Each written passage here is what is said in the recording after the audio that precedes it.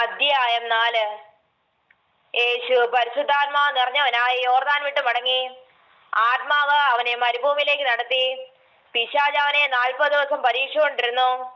ആ ദിവസങ്ങളിൽ അവനൊന്നും ഭക്ഷിച്ചില്ല. അവ കഴിഞ്ഞപ്പോൾ അവന് വിശന്നു. അപ്പോൾ പിശാച് അവനോട്, നീ ദൈവപുത്രനെങ്കിൽ ഈ കല്ലിനോട് അപ്പമായി തീരുവാൻ കൽപ്പിക്കുക എന്ന് പറഞ്ഞു. യേശു അവനോട്, മനുഷ്യൻ അപ്പം കൊണ്ട് മാത്രമല്ല ജീവിക്കുന്നത് എന്ന് എഴുതിയിരിക്കുന്നു എന്ന് ഉത്തരം പറഞ്ഞു.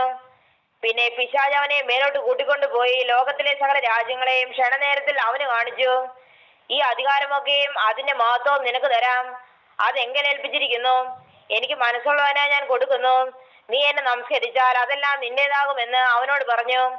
യേശു അവനോട്, നിന്റെ ദൈവമായ കർത്താവിനെ നമസ്കരിച്ച് അവനെ മാത്രമേ ആരാധിക്കാവൂ എന്ന് എഴുതിയിരിക്കുന്നു എന്ന് ഉത്തരം പറഞ്ഞു. പിന്നെ അവനെ യെരൂശലേമിലേക്ക് കൂട്ടിക്കൊണ്ടുപോയി ദേവാലയത്തിന്റെ അഗ്രത്തിന്മേൽ നിർത്തി അവനോട്, നീ ദൈവപുത്രനെങ്കിൽ ഇവിടെ നിന്ന് താഴോട്ട് ചാടുക. നിന്നെ കാപ്പാൻ അവൻ തന്റെ ദൂതന്മാരോട് നിന്നെ കുറിച്ച് കൽപ്പിക്കുകയും നിന്റെ കാൽ കല്ലിനോട് തട്ടാതെ വണ്ണം അവർ നിന്നെ കയ്യിൽ താങ്ങിക്കൊള്ളുകയും ചെയ്യുമെന്ന് എഴുതിയിരിക്കുന്നുവല്ലോ എന്ന് പറഞ്ഞു. യേശു അവനോട്, നിന്റെ ദൈവമായ കർത്താവിനെ പരീക്ഷിക്കരുത് എന്ന് അരുളി ചെയ്തിരിക്കുന്നു എന്ന് ഉത്തരം പറഞ്ഞു. അങ്ങനെ പിശാച് സകല പരീക്ഷയും ജഗത്ത ശേഷം കുറെ കാലത്തേക്ക് അവനെ വിട്ടു മാറി. യേശു ആത്മാവിന്റെ ശക്തിയോടെ ഗലീലയ്ക്ക് മടങ്ങി ചെന്നു.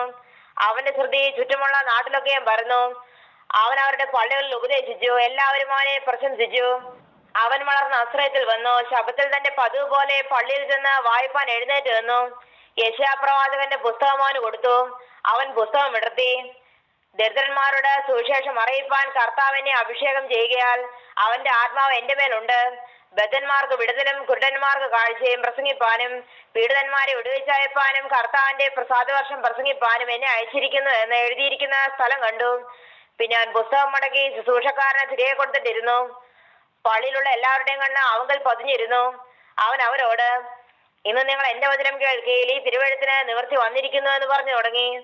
എല്ലാവരും അവനെ പോഴ്ത്തി. അവന്റെ വായിൽ നിന്ന് പുറപ്പെട്ട ലാവണ്യ വാക്കുകൾ നിമിത്തം ആശ്ചര്യപ്പെട്ടു. ഇവൻ യോസേഫിന്റെ മകനല്ലയോ എന്ന് പറഞ്ഞു.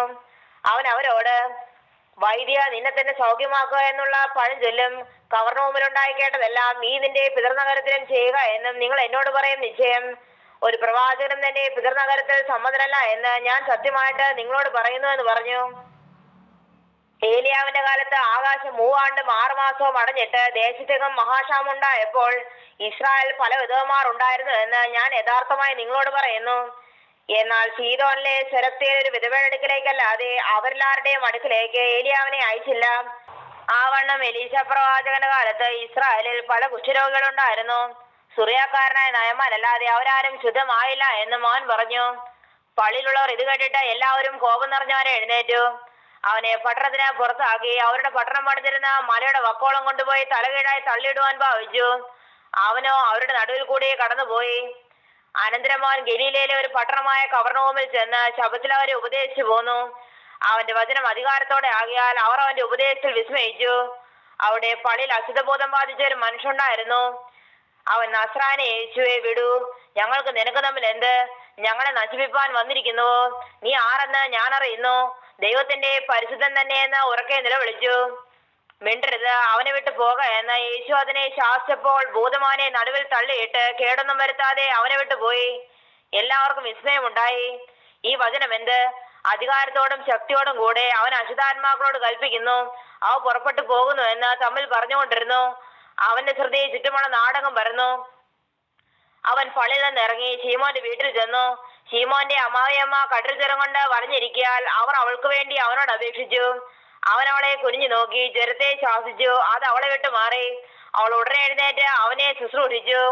സൂര്യൻ അസ്തമിക്കുമ്പോൾ നാനാവ്യാധികൾ പിടിച്ച ദീനക്കാരുള്ളവരൊക്കെയും അവരെ അവന്റെ അടുക്കൽ കൊണ്ടുവന്നു.